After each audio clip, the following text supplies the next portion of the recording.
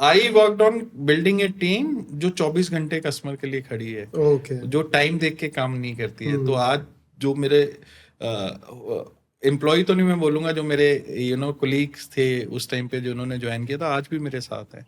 16 साल हमारी कंपनी को हो गए हैं। 16 साल से there are people from more than 16 years, there are people more than 10 years, more than 5 years. तो हमारी जो टीम है, आईनेक्स जो आर्मी है ना, वो शुरू दिन से ही हमारे साथ है। तो that was the main reason of our success, that we treated everybody as our partners, not as an employees.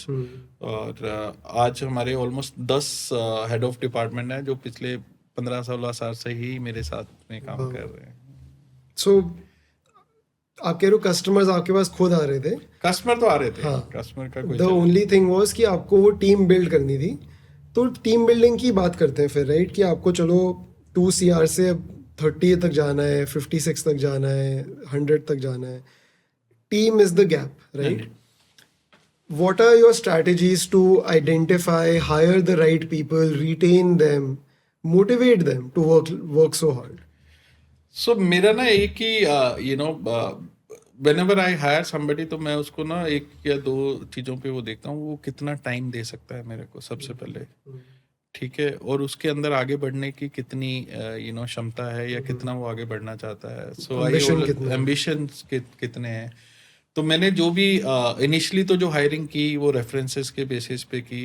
कुछ लोग मेरे साथ I have one of the director of the company now, she works with me in DHL, now she is handling one of the department, heading the department.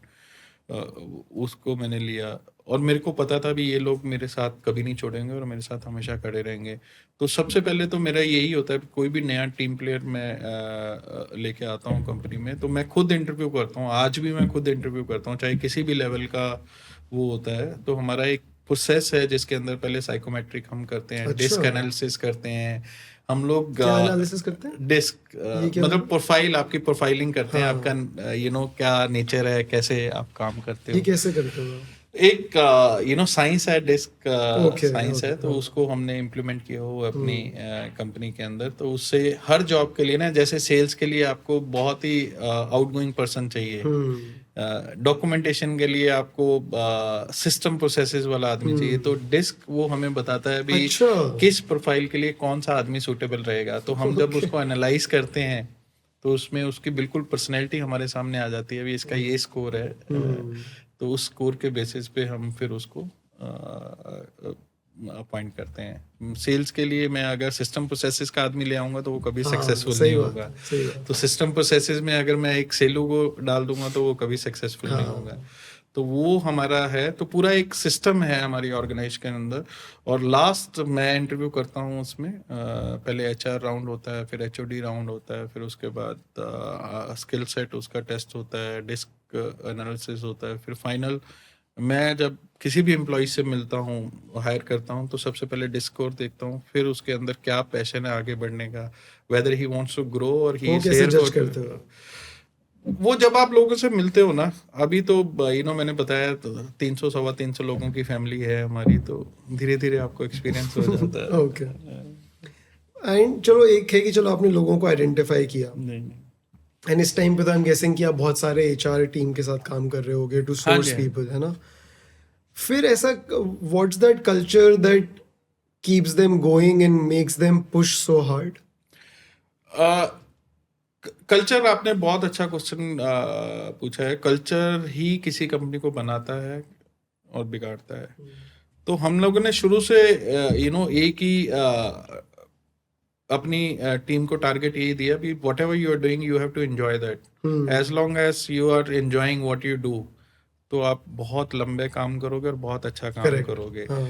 तो उसके लिए हमने right from building a good culture, हमने उसके लिए क्या किया, morning prayers हमारे यहाँ पे मैंडेटरी है। एवरी डे 9:50 पे हमारे यहाँ पे प्रेयर होता है। ओके।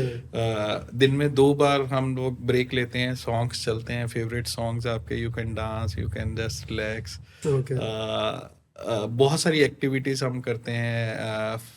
फन फ्राइडे होता है हमारे यहाँ पे, सैटरडेज को ट्रेनिंग सेशंस होते हैं. So everybody wants to grow in life, so is with your employees. So if you are not providing them opportunity to grow within the organization, they will definitely look out for growth opportunities. So हम लोगों का यही रहता है भी हम लोग हमारा जो employee turnover ratio है ना वो बहुत कम है, even less than 1% है. तो वो हम अपनी टीम को ट्रेन करते हैं, बहुत ज़्यादा पैसा स्पेंड करते हैं. मैंने अपने ऊपर भी बहुत पैसा खर्च किया है.